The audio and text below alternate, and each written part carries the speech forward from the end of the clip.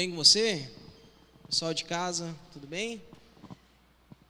Que bom estar aqui, mais um domingo, reunidos para falarmos a respeito da palavra de Deus, conversarmos um pouco do que o Senhor tem feito e daquilo que Ele ainda vai fazer. Amém? Olha para a pessoa que está aí do teu lado aí, por que está sem máscara? Bota essa máscara aí, irmão. Está todo mundo de máscara, brincadeira. A não ser aqueles que ficam fazendo de conta que estão tomando chimarrão para ficar sem máscara, né? Conheço essa estratégia, né? Irmãos, queria de arrancada agradecer a todos vocês que têm, obrigado, Nath, que têm orado pela avó Geni, né? E acredito que logo ela vai estar aqui com a gente, né? Hoje tinha feito um compromisso dela vir, mas eu acho que não deixaram, né? Foi só eu e ela esse compromisso. Você tá louco, Maurício? Eu disse assim, tô, mas ainda bem que não é só eu que decido, né? E ela tá bem melhor, graças a Deus, tem se recuperado, já tá boazinha, né, vó? Tá boa. Feche teus olhos aí, igreja. Vamos orar? Meu Deus, meu Pai, que bom, Senhor, que mais um final de domingo conseguimos chegar até aqui, aqueles que conseguiram dar seu nome para participarmos juntos dessa reunião, aqui, Senhor, presencialmente. Sabe, Pai, o quanto tem sido corridos os dias, Pai, e esse ano difícil, do qual somos gratos por tudo que Tu fez, Senhor, está acabando já. Daqui a pouco o Senhor já terminou. E a gente, de certa forma, parece que nem viu ele começar direito. Obrigado por tudo que Tu tem feito, Senhor. Tu tem nos dado um tempo de tranquilidade diante da loucura que tem sido esse mundo. E a nossa cidade teve momentos bem bons agora, nos últimos dias. Te pedimos, Pai, que Tu continue nos abençoando, de maneira que consigamos continuar as nossas reuniões aqui presenciais, mesmo com distanciamento. Sabe o quanto é melhor para nós, como igreja, Senhor, poder ter pelo menos essa quantidade pequena de irmãos aqui reunidos, Pai. Para nós que estamos aqui, Senhor, é tão melhor. Mas obrigado por tudo, Senhor, até mesmo pelas tecnologias que têm nos possibilitado chegar até a casa dos irmãos que também não podem estar aqui. Fala conosco, Senhor, hoje através dessa mensagem. Tu sabe exatamente aquilo que Tu espera para cada um de nós com esse texto de hoje. E te agradecemos, Pai, porque Tu tens sido fiel e tem falado, Senhor, mesmo sendo nós quem nós somos. Obrigado e fala conosco em nome de Jesus. Amém? Amém. Irmão, abre comigo a tua Bíblia aí, em Mateus 18, Evangelho de Mateus, capítulo 18, versículos do 1 ao 5.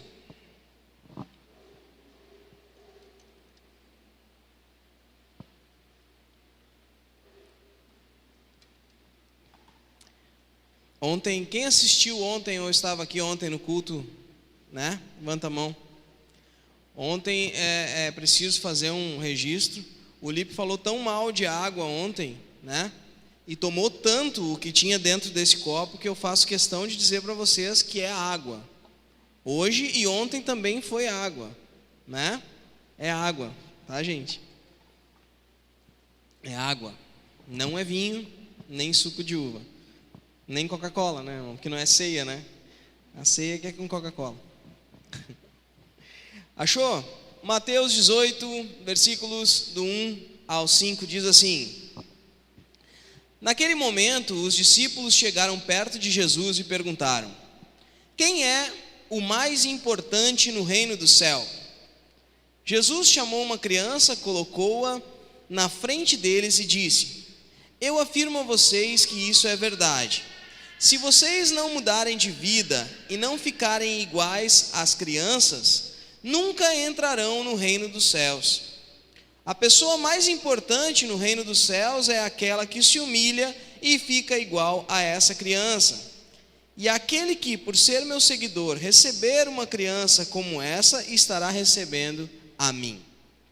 Amém? Texto bem conhecido, texto em que eu tenho certeza que a grande parte de vocês já ouviu, mas eu queria conversar hoje com vocês sobre essa pergunta: quem é o mais importante? Quem é mais importante? Você já se fez essa pergunta? Você já parou no seu dia a dia e, por causa de alguma circunstância, você avaliou o que estava acontecendo e teve que fazer essa pergunta? Você disse para você mesmo, você disse para o seu pai, você disse para a sua namorada, você disse para o seu namorado, você disse para a sua esposa, você disse para o seu filho: quem é mais importante? Quem é mais importante? Pois é, via de regra, nós vivemos competindo, procurando encontrar dentro de nós motivos para sermos reconhecidos, para sermos elogiados, para que as pessoas nos admirem, para que as pessoas nos sigam, para que as pessoas olhem para nós e queiram ser iguais a nós. Nós olhamos para a nossa volta e nós gostaríamos, de alguma forma, de sermos admirados. Ah, Maurício, que loucura. Eu disse: irmão, não vamos ser hipócritas. Quando a gente acha que está bonito, a gente tira uma foto, nem que seja para guardar para um dia alguém ver, nem que seja nós mesmos. E depois de passar um bom tempo a gente olha: nossa, viu? Até que eu não era tão desgraçado assim. Não é? A gente vive querendo, de alguma maneira, ser relevante para alguém. A gente vive querendo e buscando encontrar dentro de nós motivos, e buscando esses motivos, nos dedicando para isso, nos tornarmos importantes. Ou seja, pessoas que não são irrelevantes, pessoas que aonde andam, os outros se importam com elas.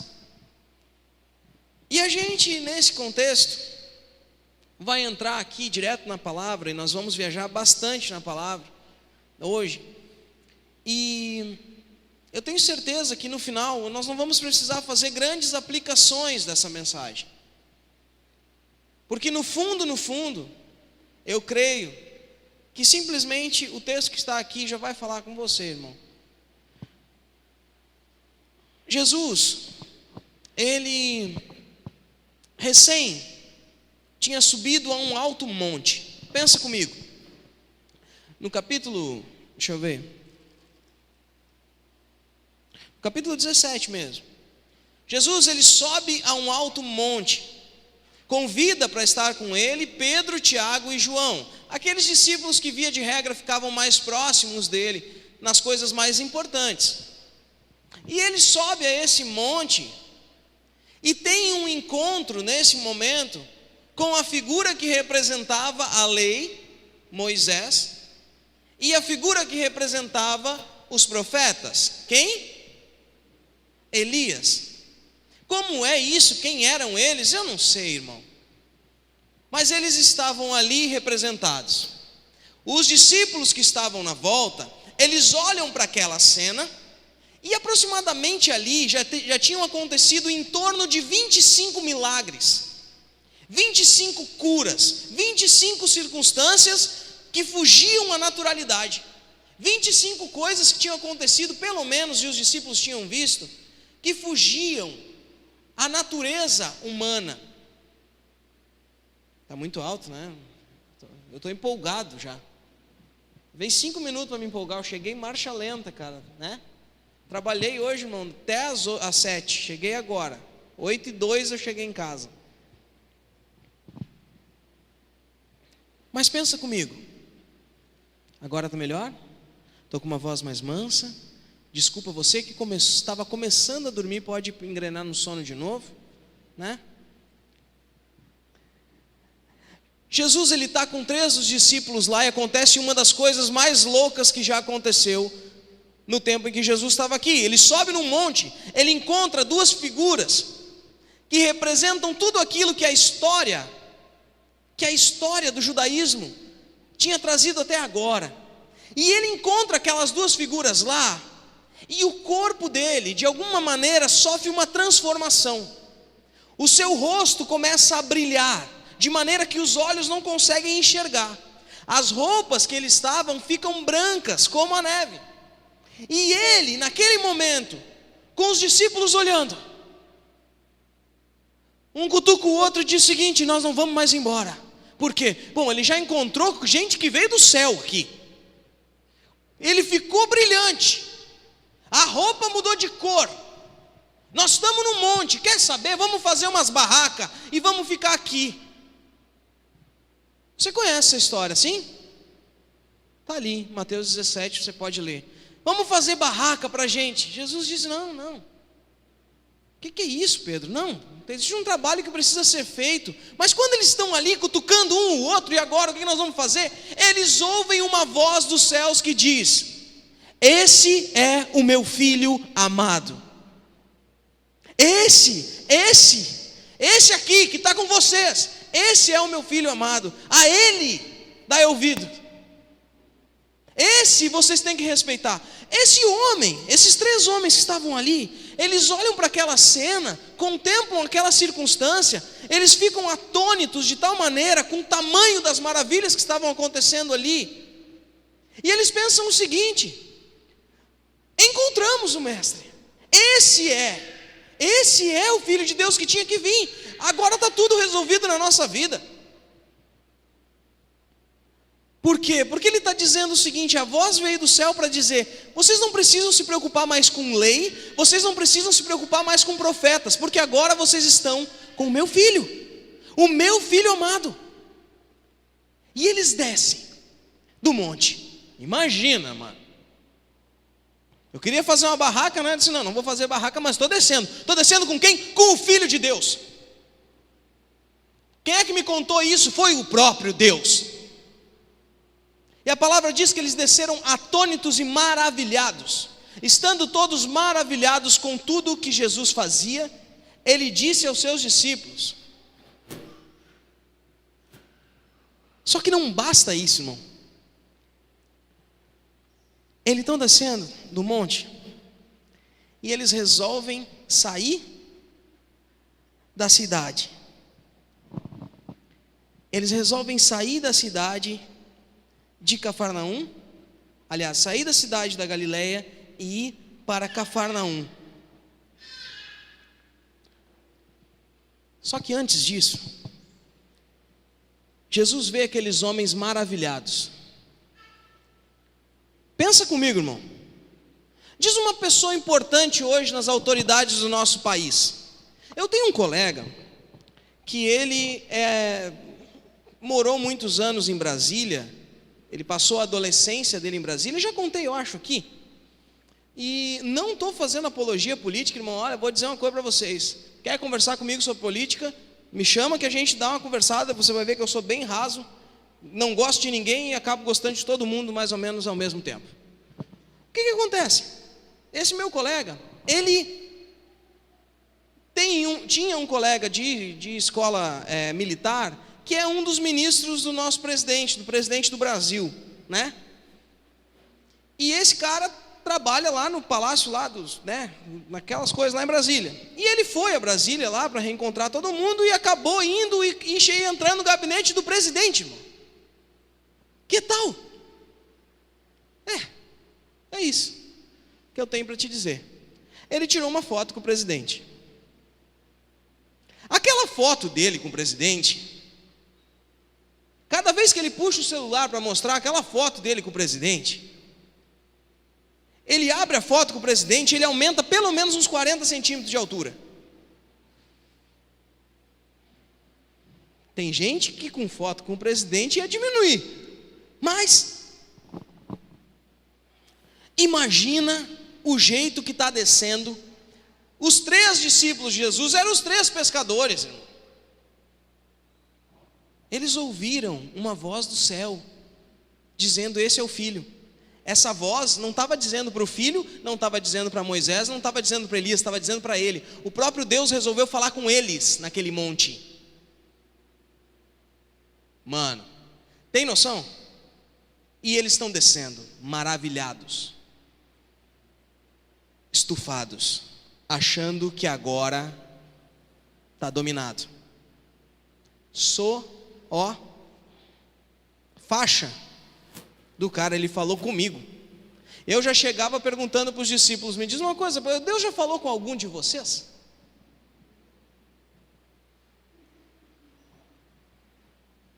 E cá para nós assim, ó, não sei. Moisés, Elias, Jesus, sabe quem que ele resolveu falar? Nós 3 aqui. Sabe o que Jesus olha para eles e diz? O Filho do Homem vai morrer. Como assim? A minha vida até agora eu não era ninguém. Até agora ninguém me conhecia por nada. Ninguém sabia o meu nome. Ninguém sabia quem eu era pescador. Estava pescando lá. Tanto que ninguém sabia o meu nome, Jesus. Quando tu disse: puxa o barco aqui para trás para me falar com essa gente, tu não sabia, Jesus. Ninguém sabia quem eu era. E agora? Eu imagino Pedro falando isso, que é a cara de Pedro, né? Mas aí, ele diz: não, eu vou morrer. O Filho do Homem vai ser entregue nas mãos dos seus traidores ali, né? Nas mãos dos homens. Eles o matarão e no 3º dia ele ressuscitará. Pensa comigo, irmão. Nós estamos no contexto, nós lemos um texto que diz o seguinte. Lembra? Quem é o mais importante? Jesus falou a respeito do exemplo de uma criança. E nós estamos voltando para dizer o seguinte: tudo isso aconteceu depois que Jesus subiu no monte, passou por aquela experiência, os discípulos estavam com ele, eles desceram no monte cheios de si mesmo. Jesus olhou para eles e disse: eu vou morrer, eu vou ser entregue, vão me trair. Tudo isso que vocês estão pensando que vai dar certo, que agora vocês estão inflados achando que porque eu estou aqui, vocês são mais importantes do que os outros. Eu quero dizer para vocês: eu vou morrer, mas no 3º dia eu vou ressuscitar. Sabe o que aconteceu? Os discípulos olharam: entendi nada. Como assim? 3 dias para ressuscitar, ele vai morrer? O que vai acontecer com a gente? Esse texto também, ele se encontra em vários dos evangelhos. A gente está fazendo um compilado aqui de vários deles. E alguns dos textos dizem o seguinte: eles não entendiam o que ele queria dizer. Os discípulos não entendiam o que Jesus queria dizer, mas eles tinham receio, eles tinham medo, eles tinham constrangimento de perguntar para Jesus o que isso queria dizer. Porque bem na verdade, irmão, bem na verdade, você já ouviu algo que você não queria ouvir de alguém? Dá uma vontade de não ter entendido direito. Sim? Não entendi direito. Não entendi direito. Não entendi direito. Eu chego em casa, limpo toda a casa, faço a comida. Ele olha para mim e diz assim: tá, amor, depois que tu lavar a louça, a gente senta aqui para olhar um filme, mas eu já vou olhando, tá? Eu disse: não entendi direito o que tu está dizendo. Só que se tu não quer confusão, sabe o que tu faz? Eu nem vou perguntar o que é, porque eu não queria ouvir isso que eu estou ouvindo, porque isso está me decepcionando. Eu tinha uma grande expectativa, existia algo que estava enorme aqui dentro, olha só. E agora ele está... Não, eu não vou perguntar. Não, você vai perguntar, João? Não, eu não vou perguntar. Pedro, você vai perguntar? Eu disse: não, eu não vou perguntar. Eu disse: eu também não vou perguntar. Ô Tomé, vamos perguntar? Judas, você vai perguntar? Cadê o Judas, cara? Bom, deve estar contando dinheiro. Alguém vai perguntar? Gente, ele acabou de falar que vai morrer. Eu desci aqui, acabei de ouvir uma voz do céu que disse que ele era Deus. Agora ele diz que vai morrer. Que Deus é esse que morre? Mas ele vai morrer. Você vai perguntar? Se não. Aí Jesus alinha da Galileia para uma região que se chamava Cafarnaum. Aliás, Galileia era uma região e Cafarnaum era uma cidade? Cafarnaum era uma cidade? Não, Cafarnaum era uma região. Bom, Cafarnaum era uma região onde ficava inclusive Nazaré, a cidade onde você sabe que aconteceu todo o crescimento lá de Jesus. Ele sai e vai para uma caminhada, porque eles não tinham carro, não tinham avião, não tinham bicicleta, e eles vão para uma caminhada e saem de uma cidade que está a aproximadamente 55 quilômetros. Cutuca o irmão que está do teu lado. Quantos quilômetros dá para chegar em Porto Alegre? 55? Mais ou menos. Da minha casa até o meu trabalho dá 64 quilômetros. 55, isso nas estradas atuais, né, que existem. Mas se nós fizermos uma linha reta, dá mais ou menos uns 40 quilômetros. 40 quilômetros. Pelo que eu li aqui nos estudos, isso dá mais ou menos uns 2 dias de caminhada. Eu acho que dá menos. Mas eu acredito que também as estradas onde eles andavam não eram em linha reta também. Até porque para atravessar em linha reta, tu tem que atravessar por dentro do mar da Galileia. E que eu saiba, quem conseguia andar bacana em cima da água era só Jesus, e não foi nessa circunstância. E eles andaram costeando o mar da Galileia. Você já deixou alguma coisa mal resolvida na tua vida? Sabe aquele colega que te disse um desaforo? E você não falou nada? Sabe? Teu filho te respondeu, você não falou nada. E você foi para o trabalho. Você foi para casa dormir. O que você fica fazendo?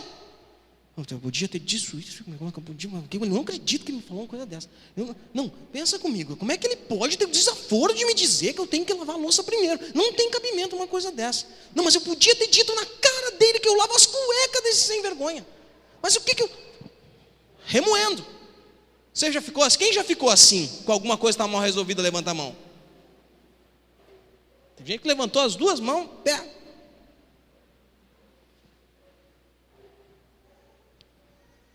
Dois dias de caminhada. 2 dias de caminhada cutucando um o outro. Ele disse que vai morrer. João, tu não ouviu? Eu ouvi. O que tu ouviu lá no monte, João? Eu ouvi que Deus disse que ele era o filho. Tá, mas se ele é o filho, ele é o Messias. É o Messias. Mas ele disse que vai morrer. Ele disse que vai morrer. Tá, e agora? Ele vai morrer. 2 dias caminhando, se cutucando, sem coragem de perguntar nada para o mestre. No meio dessa caminhada, aconteceu aquilo que vocês já devem ter ouvido, né? Deixa eu ver aqui se eu não passei nada importante. Não passei. Não passei.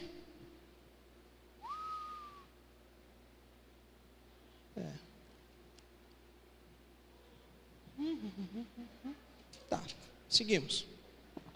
Eu passei uma coisinha ali, depois eu volto para contar para vocês. Aí eles estão ali se cutucando.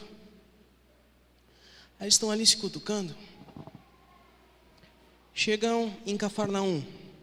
A primeira coisa que perguntam para eles é se eles não vão pagar os impostos. Jesus cutuca Pedro e diz para ele assim: tá, e agora, Pedro, a gente tem que pagar impostos ou não tem? Ele disse: eu acho até que a gente não tem. Daí ele disse: bom, então tá, mas vamos pagar para nós não arrumar encrenca aqui. Vamos pagar. Tem dinheiro aí, Jesus? Não tenho. Cadê Judas? Judas, cadê o dinheiro, Judas? Ô Senhor, está difícil, pessoal, não está arrecadando. Não sei, mas eles não tinham dinheiro algum. Jesus olhou para eles estavam costeando o mar da Galileia também. O mar de Tiberíades também era conhecido. Ele disse o seguinte: vai lá e pesca um peixe. Na boca do peixe vai ter uma moeda, pega a moeda e paga. E isso aconteceu. Aí eles chegam na cidade de Cafarnaum.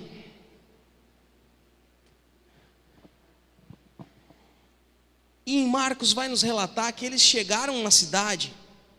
E quando eles já estavam em casa, Jesus perguntou para eles o que eles estavam discutindo, porque no meio do caminho eles vieram discutindo. Eles vieram discutindo, cutucando um ao outro. Eles estavam perplexos, porque no meio dessa jornada, essa é a parte da história que eu não contei, eles foram abordados para que fosse curado o filho de um homem que encontrou eles logo depois que eles desceram do monte. Esse homem tinha um filho que era endemoniado, ele sofria perseguições demoníacas. E esse menino, ele passava por convulsões, e o texto diz que um demônio vinha sobre a vida dele, e o jogava por vezes na água, por vezes no fogo, e tentava matá-lo. Os discípulos tentaram curar esse menino, oraram por ele, e não foi curado. Jesus, ele chama, cura, e eles ficam apavorados. O que está acontecendo? Quem é esse que está fazendo isso que está fazendo? Só que aí, quando eles estão chegando na cidade, Jesus diz para eles: olha, por que vocês estão discutindo? Vocês estão discutindo por quê? Porque vocês querem saber quem de vocês é mais importante. Quem de vocês é mais importante? Irmãos, eu não sei, e eu não posso afirmar para vocês aqui as coisas, mas a gente precisa tentar olhar para o texto e tentar entender qual é o contexto que estava acontecendo. Eu precisei voltar toda essa história para te dizer o seguinte: quando eles olham para Jesus e dizem: mestre, quem é o mais importante no reino dos céus? Ele não estava perguntando se lá no céu tinha um anjo que tinha uma espada de ouro, outro anjo que era mais importante por aqui e por ali. Ele estava dizendo o seguinte: não, eu vi Deus falar que ele era o filho, e que nós tínhamos que obedecer ele.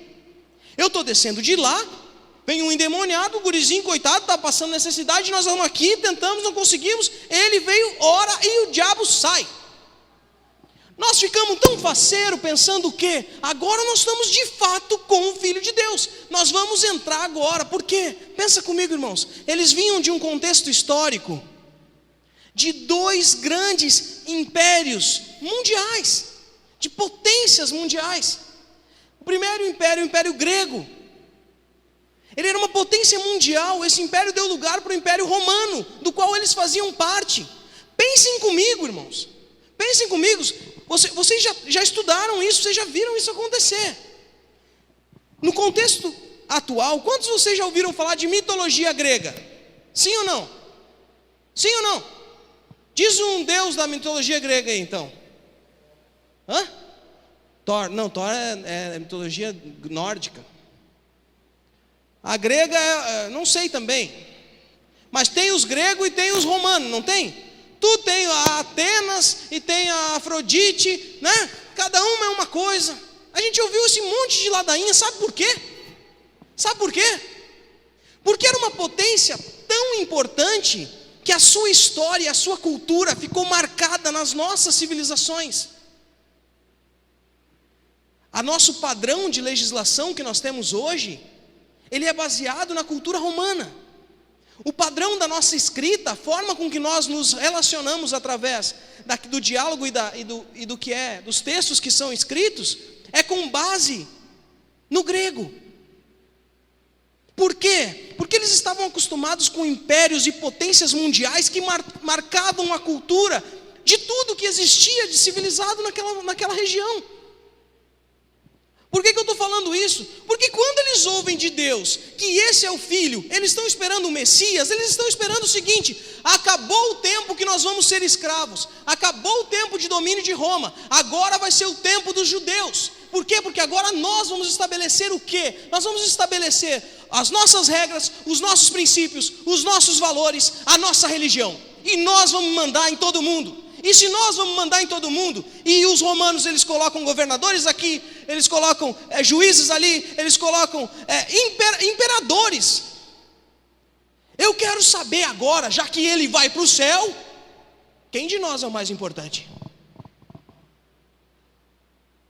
Porque se eu estou aqui, estou andando contigo, nós estamos num tempo de caminhadas, né, irmão? O vereador me faz caminhar com a bandeira. mas estou tirando foto, cada dia que eu estou com bandeira. Ai dele que bote alguém lá na Câmara que não estava com a bandeira, eu estava com a bandeira aqui. Não tem essas coisas? Não tem nada contra. Mas acho que você deveria procurar outras alternativas. Eu estou andando com Ele. Eu quero saber agora de Ti, Jesus, na boa. Vou ficar aonde? Como é que eu vou ficar nessa história aí? Hã? No Teu reino aí. Eu quero saber agora no Teu reino, Senhor. Onde é que eu fico? Qual é a influência que eu vou ter? O que eu preciso ser? O que eu preciso fazer? Aonde eu estou encaixado? Como eu faço para ser importador de mercadoria? Hã? Onde é que você está, irmão? Estou todo suado.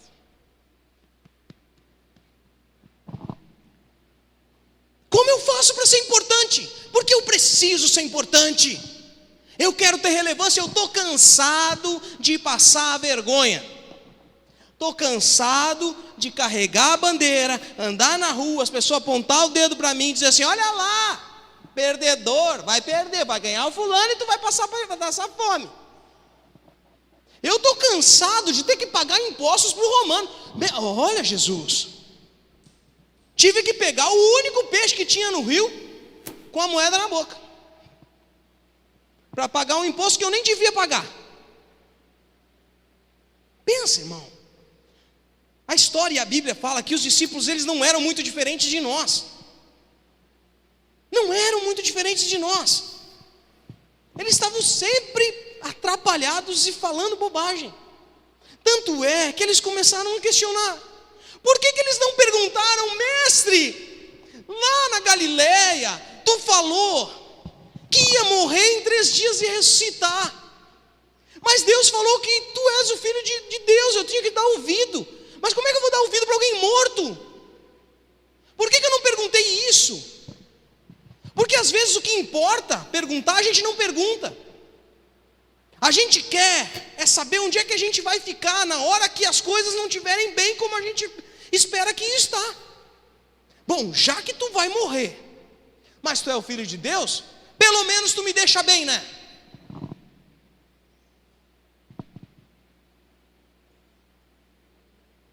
Tem gente imaginando que é possível isso acontecer aqui nesse mundo.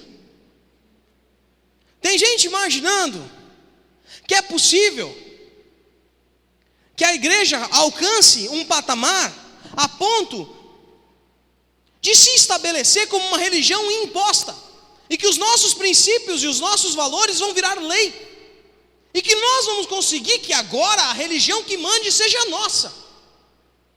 Eu quero dizer para você, irmão, se Jesus, quando estava aqui, tinha tudo isso na mão para fazer e não fez, não vai ser esse ou aquele que vai fazer. E vou te falar bem a verdade: se estão prometendo para ti que isso vai acontecer, calhor da mentira.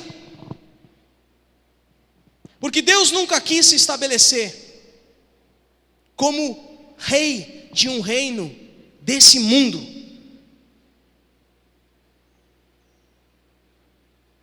Cutuca o irmão que está do teu lado aí. Sabia, Maurício é comunista de esquerda sem vergonha. Não sou, irmão, não gosto de nada disso aí. Mas eu só quero te dizer, nós não viemos aqui para resolver as coisas desse mundo. Quando Jesus olha para eles e diz o seguinte: primeiro que ele pergunta: o que vocês estão discutindo? Só lá em Marcos. O texto que a gente leu estava em Mateus. Nesse texto que a gente leu, já resume dizendo o seguinte: os próprios discípulos perguntaram quem era o mais importante. Mas em Marcos, ele disse que depois que perguntaram o que vocês estavam discutindo, eles ficaram em silêncio, porque eles estavam discutindo quem era o maior.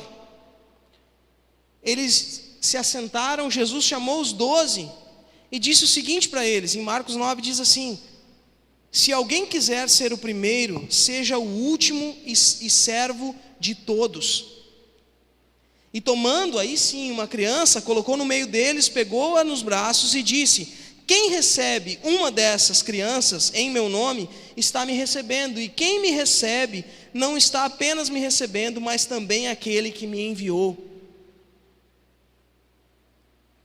Já em Lucas vai dizer um outro contexto, entende? Que no primeiro os próprios discípulos chegaram e perguntaram para Jesus quem era o mais importante. No segundo eles não tiveram coragem de perguntar, mas Jesus perguntou para eles. E no terceiro texto que fala sobre isso, e são todos correlacionados e aconteceram no mesmo momento, diz assim: começou-se uma discussão entre os discípulos acerca de qual deles era o maior. Lucas 9, 46. Jesus, conhecendo os seus pensamentos, tomou uma criança e colocou de pé ao seu lado. Jesus fazendo o quê? Conhecendo os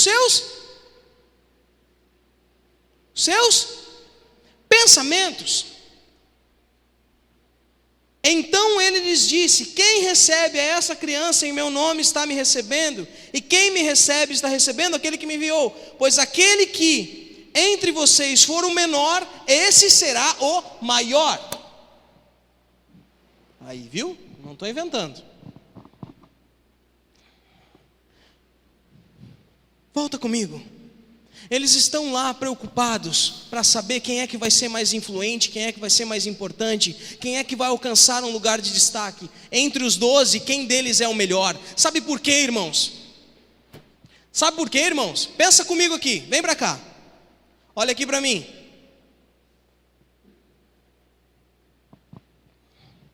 Se eu hoje sou diretor de uma empresa, eu faço uma reunião com 3 pessoas, vamos ver, o Igor, o João e a Duda. Faço uma reunião com eles, conto tudo como é que funciona a empresa. Vem o meu pai, que era o dono da empresa antes, chega para eles assim: não, é isso aqui, ó, vocês fazem assim, assim, assado.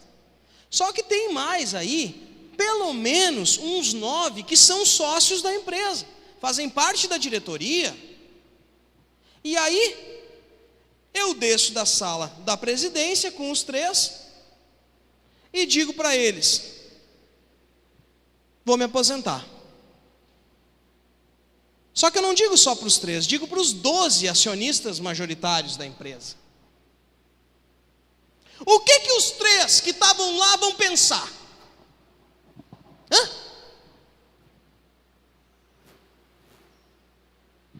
Hein, Igor? Pô, João, o que tu me diz? Olha, no mínimo o Igor vai chegar no João e vai dizer assim: por que era nós que estava lá?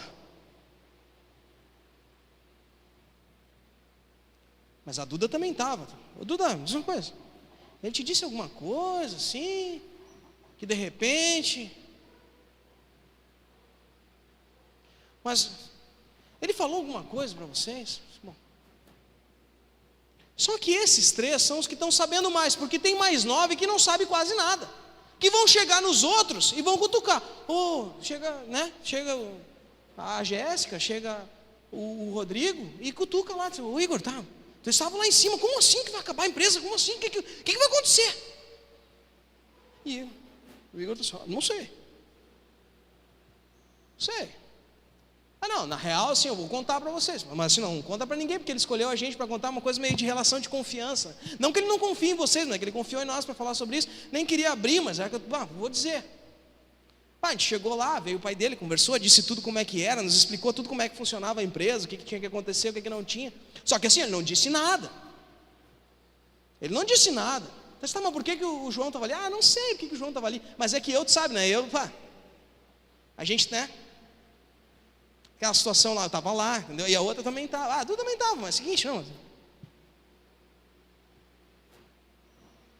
Não que isso aconteça entre nós, não que isso aconteça nas relações de vocês, mas aquelas pessoas que estavam se relacionando ali, elas começaram a se preocupar para ver quem delas era melhor. E tinha 3 que de alguma maneira, ou eles pensavam que era melhor, ou os outros 9 estavam em cima deles que nem águia.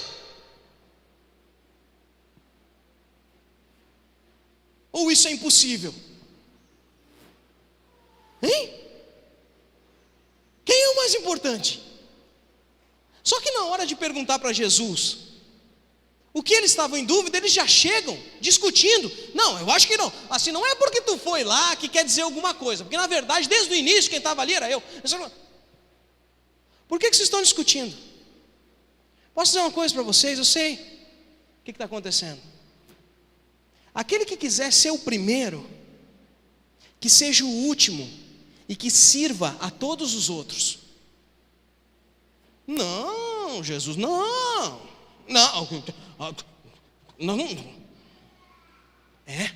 É isso mesmo. É isso mesmo. E aqui, vem aqui. Ô Dom, vem aqui, Dom. Vem aqui. Pode vir aqui. Estou sem máscara, não fica muito na minha pertinho. Fica aqui bem no meio, assim, aqui. Que bonito tá aí, meu. Cabelinho. Olha para lá, para as pessoas lá. E quem aqui não for igual ao Dom, que é uma criança, não faz parte do reino. E quem não receber a uma criança assim, quem não receber uma criança, não vai estar recebendo a mim. E quem não recebe a mim, não recebe aquele que me enviou. E ele agradeceu ao Dom. Pode sentar lá, Dom. Muito obrigado. Eu avisei ele antes, por isso que ele veio assim todo alinhado. Não avisei nada, o Dom está sempre bem arrumado.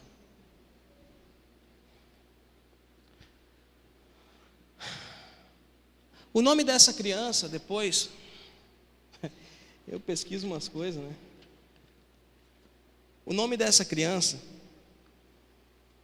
segundo o historiador Nicíforos, um historiador do primeiro século, diz que o nome dessa criança era Inácio. E Inácio, mais tarde, foi discípulo de Paulo e foi bispo em uma das igrejas da Antioquia. Essa criança que Jesus colocou ali no meio.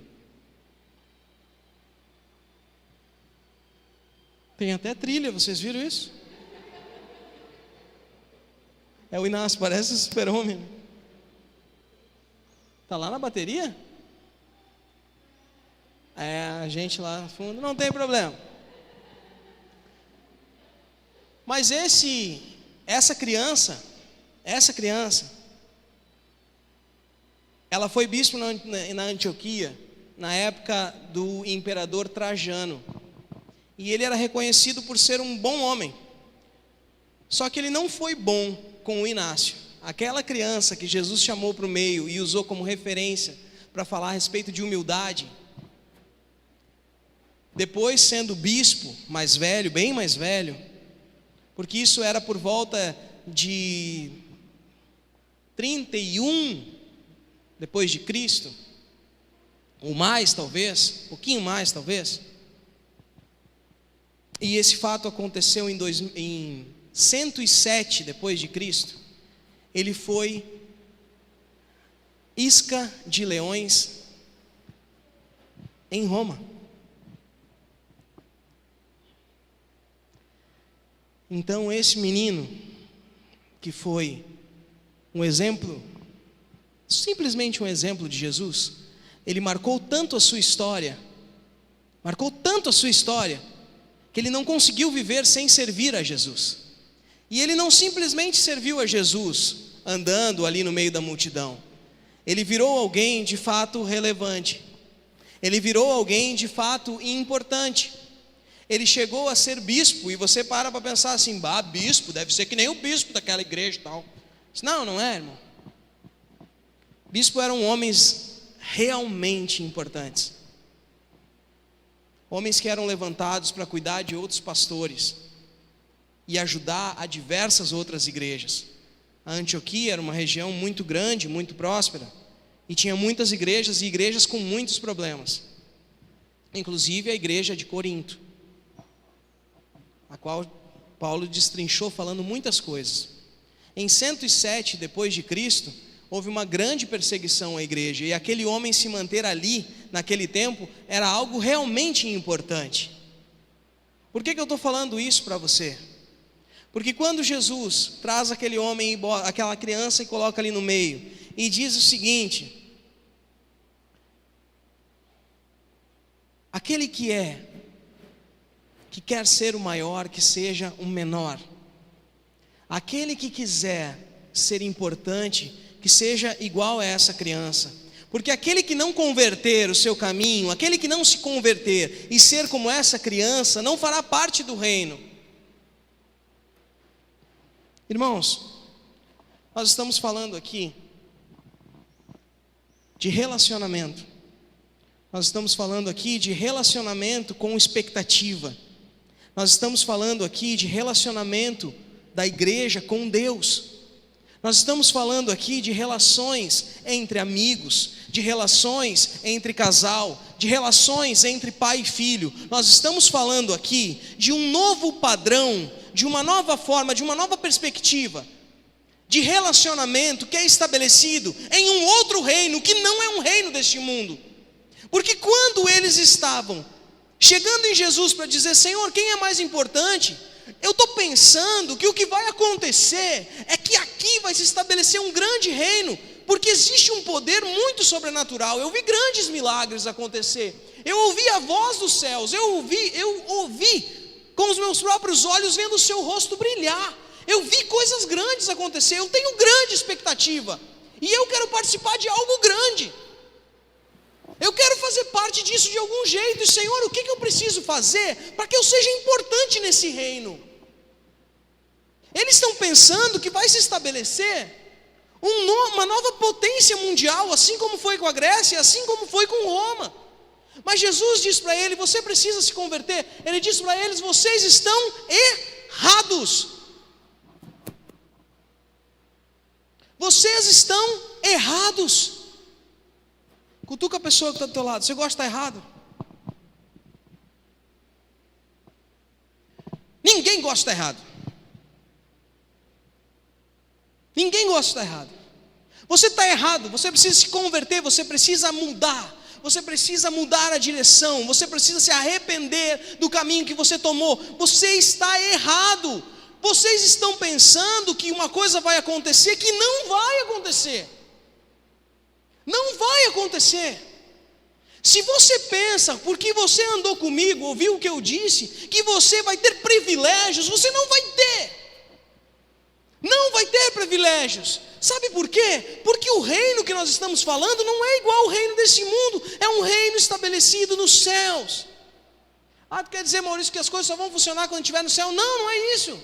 Eu quero te dizer que a lógica que movimenta esse reino não é a lógica desse mundo, aonde aquele que está mais perto, aquele que é mais esperto, aquele que é oportunista, que aquele que consegue destaque aos olhos dos outros, aquele que consegue que todo mundo aplauda, que esse vai ter os melhores lugares. Pelo contrário,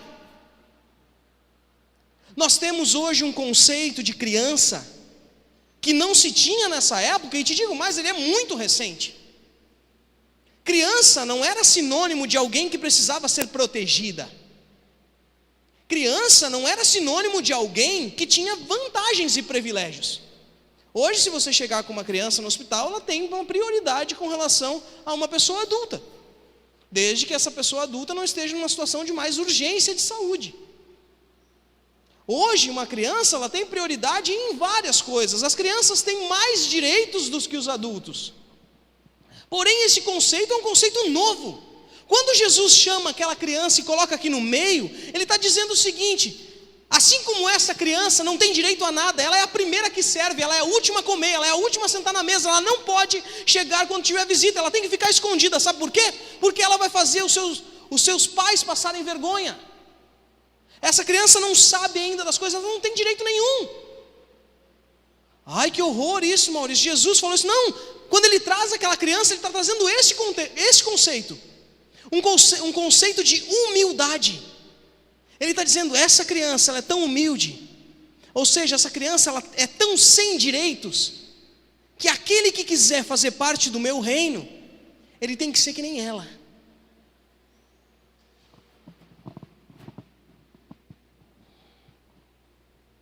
Ele tem que ser que nem ela. que reconhece que não consegue fazer nada sozinha. Hoje as crianças dominam várias coisas sozinhas. Os pais estimulam cada vez mais as crianças a serem independentes o mais rápido possível. Eu não estou dizendo que você está errado, as crianças precisam de estímulo mesmo. Mas eu quero te dizer, a cada dia que passa, mais cedo as crianças pensam que não precisam de ninguém. Mais cedo as crianças olham para a volta e dizem, não. Quanto tempo uma criança levava para começar a andar? Lembra como era difícil? E para ela sair na rua sozinha? Salvo minha mãe, oi mãe, que com mais ou menos uns 4 anos ela mandava eu ir comprar cigarro na tia Luísa, né? Via de regra, as crianças gatinhavam, passavam o tempo, as mães enrolavam bem ela nos panos para elas ficar bem alinhadas, para não ter perigo delas começar a se mexer, né? Mas assim, hoje em dia, se a gente bobear, as crianças estão mandando a gente ficar quieto para elas conversar. Se elas estão olhando um vídeo e tu está conversando com alguém,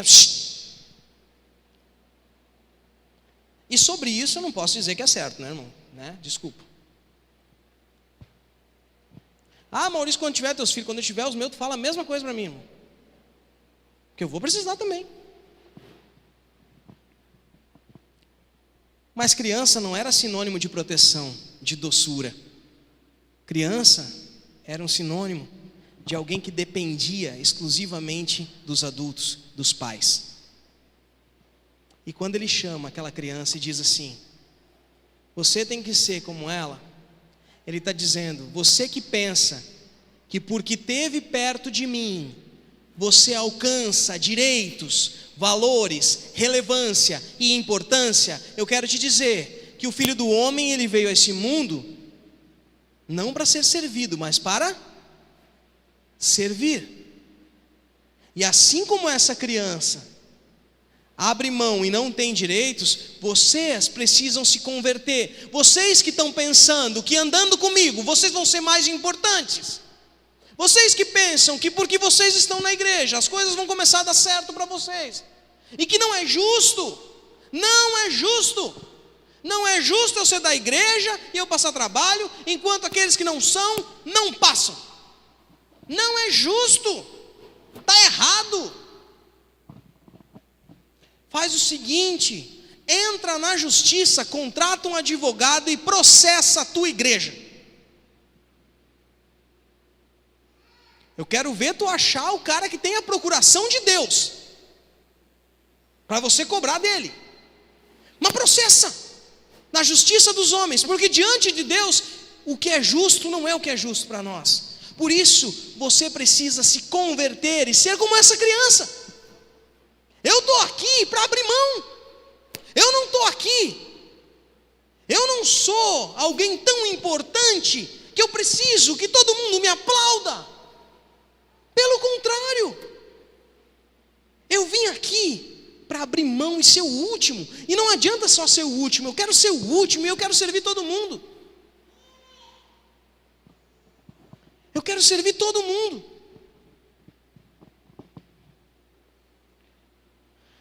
Quando a gente pensa um pouquinho, quando a gente pensa que a lógica do reino de Deus, ela flui de uma maneira diferente, ela flui de uma maneira diferente, irmão. Ela faz com que aquele que não tem hoje, ele resista e se mantenha satisfeito sem ter. E por isso, aquele que tem muita coisa, ele olha e pensa, como pode, eu ainda não estou satisfeito. E esse aqui que não tem nada, nem um emprego, não tem nem um cachorro para dar água e para limpar o pátio depois que ele faz as coisas que ele faz. Sabe? Como é que esse daí consegue sair de casa todo dia feliz e vai trabalhar virando massa na obra? Como? Não pode.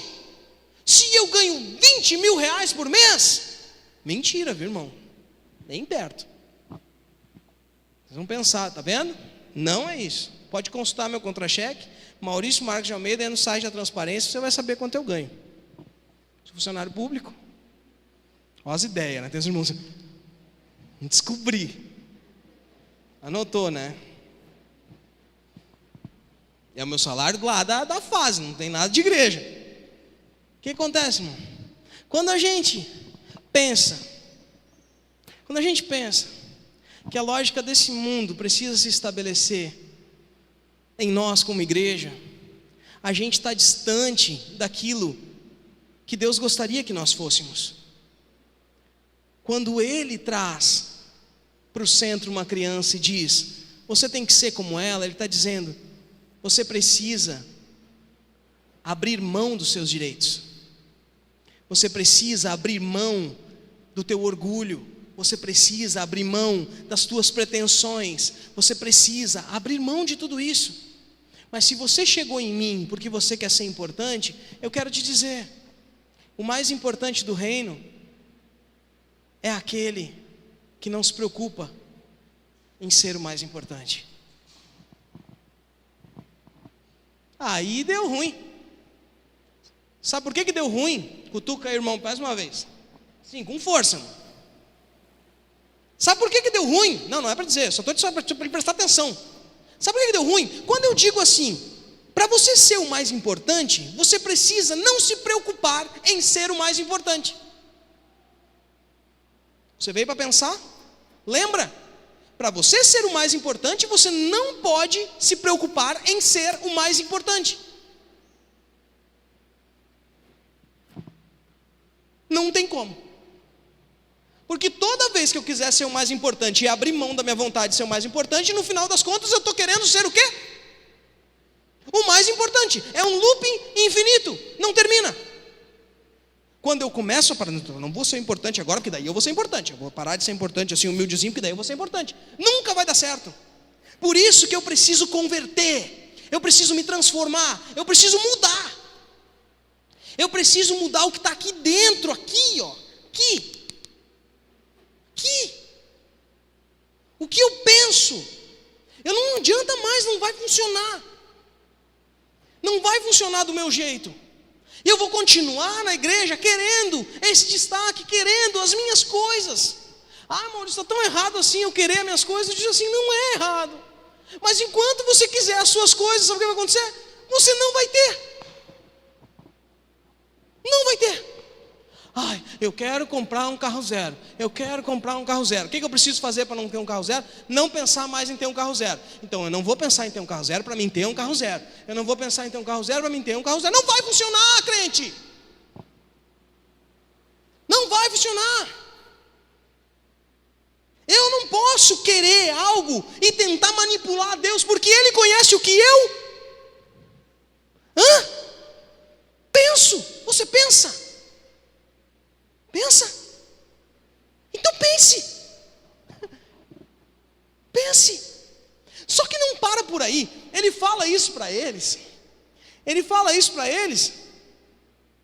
E vai seguindo a história. E ele começa a contar algumas parábolas. E, enfim, muitas coisas acontecem.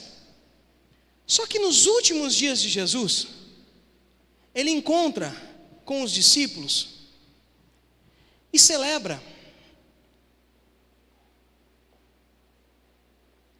E celebra a ceia. Lembra onde está isso? Lucas 22, abre comigo. Lucas 22. Eu marquei? Devo ter marcado. Lucas 22. Aqueles caras ficaram com a cabeça bugada. Ficaram pensando, e agora não sei o que eu faço. Aí ele diz para mim isso, ele diz que eu tenho que receber uma criança também. Aí eu fico pensando, não adianta eu só querer ser como uma criança, mas eu tenho que respeitar as outras pessoas, sendo humilde para elas, e tenho que valorizar as pessoas humildes como crianças. Não basta simplesmente eu querer ser humilde, mas eu também tenho que admirar e valorizar, usando bem o que o Felipe falou ontem na pregação. Se você não viu a pregação, assista no YouTube, foi muito legal a pregação de ontem, falando a respeito de preço, de valor, muito legal. para valorizar aqueles que são humildes como crianças. Recebam, tenham perto de você aqueles que têm humildade. Se cerquem de pessoas que têm na sua vida uma outra lógica. Por quê? Porque se você continuar ouvindo o conselho daquele que tem a lógica do mundo, você ouve a coisa certa e eles te pilham na coisa errada. Tu fica enlouquecido tentando fazer o que o mundo faz, chega na igreja e ouve tudo ao contrário. Você se cerca, recebe, chega perto de gente que seja humilde assim, que vive nessa outra lógica. E aí em Lucas 12, aliás, em Lucas 22, aqui, Jesus celebra a ceia. Lucas 22, capítulo 14. Eu não vou ler toda a ceia, até porque hoje não é dia de ceia. Mas ele vai lá, celebra a ceia com os discípulos, mano. Sabe o que acontece? No final da ceia ele diz: mas um aqui é o meu traidor. E quando o traidor sai adivinha o que eles começam a discutir? Jesus já está na finaleira, irmão. Ele olha para eles e diz assim: esse aqui é o meu corpo, cara. Cada vez que vocês comerem qualquer coisa que vocês comerem, vocês lembrem que não é esse alimento que te sustenta, mas sou eu. Cada vez que vocês beberem, vocês lembrem que eu fiz um compromisso com vocês. O que sustenta vocês não é o que vocês comem, nem o que vocês bebem. A aliança que vocês têm hoje é outra. Tem uma outra promessa para vocês. Que aquele que veio, ele vai, mas ele vai voltar. Porque aquilo que eu disse que ia morrer e ressuscitar, está prestes a acontecer.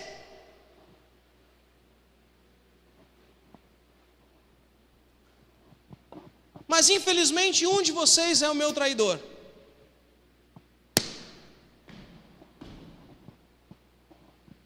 Agora eles aprenderam, né? Agora eles sabem que eles não têm que ficar preocupados com quem é mais importante, quem é o traidor, quem é que está errado, quem é que está certo, né? Eles devem ter aprendido. Esse fato aqui aconteceu pelo menos um ano depois. Eles devem ter aprendido, né? Os apóstolos tiveram uma forte discussão. Olha que eles já estão chamando de apóstolos. Sobre qual deles deveria ser considerado o mais o quê?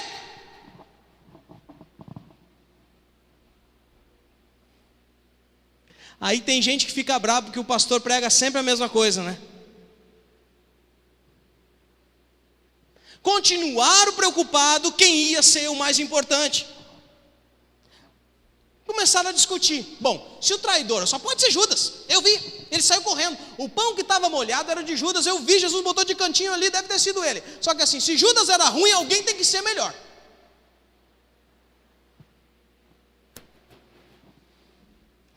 Porque eles não queriam saber quem era o ruim na história. Eles queriam saber qual deles era melhor. Qual era o mais importante. Porque as pessoas querem ser o quê?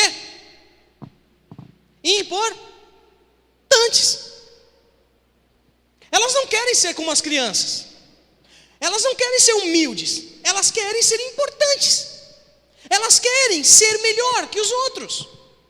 Os discípulos queriam ser melhores uns que os outros. Eles andavam juntos, irmão. Eles viam as coisas, dividiram o pão juntinho ali. Mas não, tinha que ser um melhor que os outros. Jesus disse para eles: os reis desse mundo têm poder sobre o povo. Os governantes são chamados de amigos do povo. Mas entre vocês não pode ser assim. Pelo contrário, o mais importante deve ser como o menos importante. E o que manda deve ser como o que é mandado. Quem é mais importante?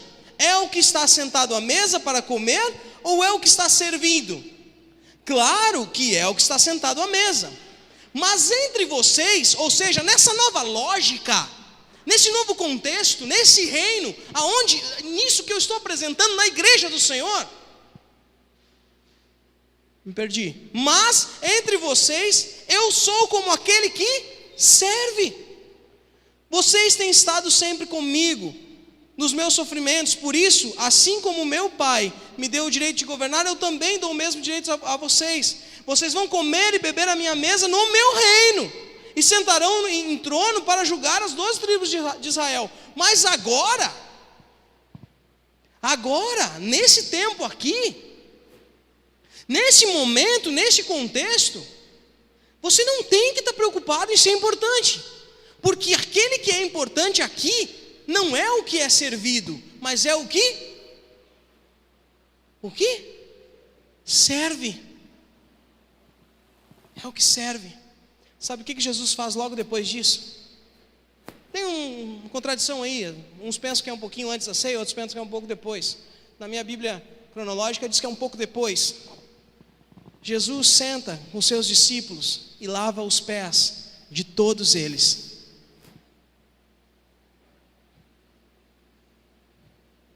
Sabe quem é que lavava pé?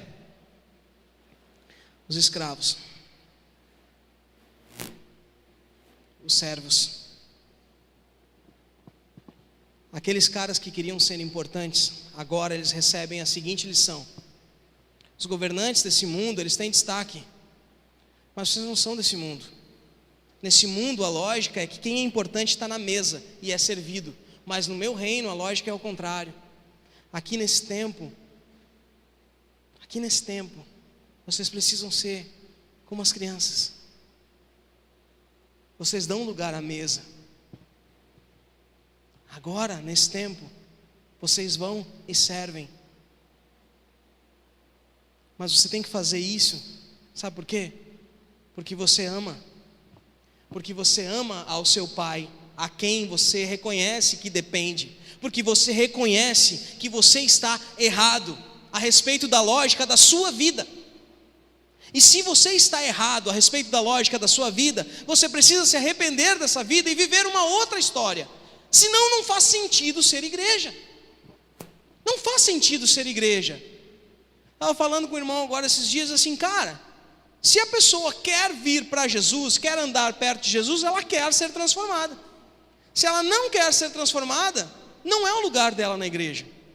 Se ela quer mudar as coisas ao redor, vai procurar outro tipo de religião que acha que a culpa é sempre dos outros e tenta fazer tudo quanto é coisa para mudar o contexto dos outros. Vai fazer uma campanha passando no corredor de sal para ver se seu marido se converte, ao invés de você se converter e ser um grande exemplo para ele.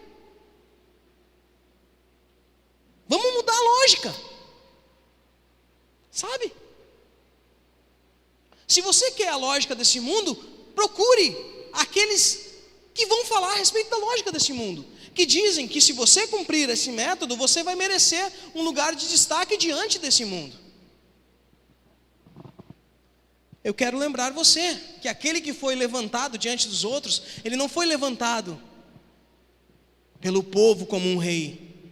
Ele foi levantado na cruz, pregado, com o maior exemplo de servo, aquele que inclusive serviu até a morte, e morte de cruz. Em Filipenses 2 diz assim: por estarem unidos com Cristo, vocês são fortes, o amor dele os anima, e vocês participam do Espírito de Deus, e também são bondosos e misericordiosos uns com os outros. Olha quem é, aquele que tem em si a humildade da criança. Então peço que me deem a grande satisfação de viverem em harmonia, tendo um mesmo amor e sendo unidos de alma e de mente. Ou seja, não tem lugar para competição e para um ser melhor do que o outro. Não façam nada por interesse pessoal ou por desejos tolos de receberem elogios, mas sejam humildes e considerem os outros. Lê para mim aí, de máscara e tudo, em voz alta. Considerem os outros inferiores a você mesmo, isso? Superiores a você mesmo. Ou seja, olhe para o outro e pense: eu preciso servir ele. Se está tudo bem com ele, é isso mesmo. porque importa que eu me submeta, porque eu sou aquele que está mais perto do reino, eu sou aquele que me pareço com o rei. E se o rei desse mundo faz assim e dá valor para os mais importantes, o rei do mundo em que eu vou viver, do novo reino dos céus, esse valoriza aquele que é mais humilde e serve. E ele diz o seguinte, para terminar: que ninguém procure somente os seus próprios interesses, mas também mas também os dos outros. Tenham entre vocês o mesmo modo de pensar que Cristo tinha. E aí tem aquele texto bonito daquela música que a gente canta muito aqui, que ele negou ao poder que ele tinha para viver nesse mundo.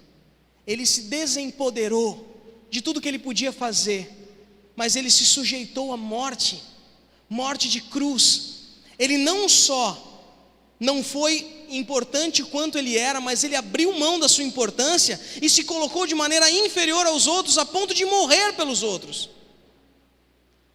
Quem estava aqui, ou assistiu a pregação que nós falamos a respeito da Maria, irmã da Marta, que nos últimos dias de Jesus, ela se sujeitou a ser confundida com aquela mulher de má fama, e ela se sujeitou a isso, para dizer para o Senhor: Senhor, eu sou hoje aquela que é pecadora, porque era importante que Jesus soubesse que tudo aquilo que ele tinha dito foi entendido.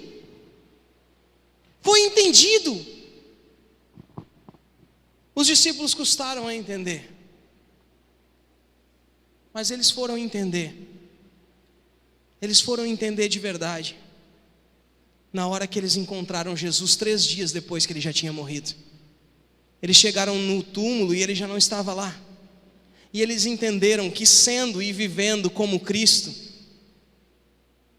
o próprio Deus, que já tinha dito para eles,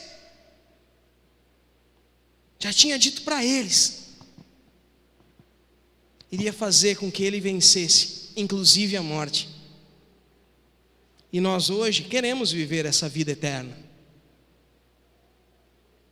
só que ele sabe o que a gente pensa, e se a gente não quiser se dispor a essa vida com humildade, abrindo mão dos nossos direitos e vivendo para servir,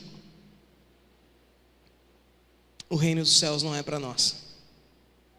A lógica desse mundo não se aplica à igreja de Cristo.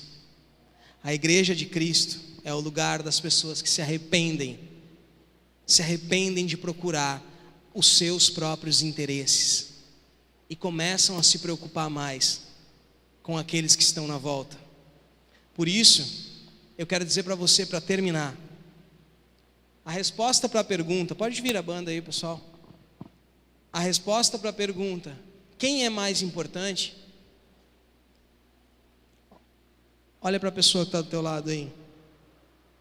Pergunta para ele agora, de máscara, né? Quem é mais importante?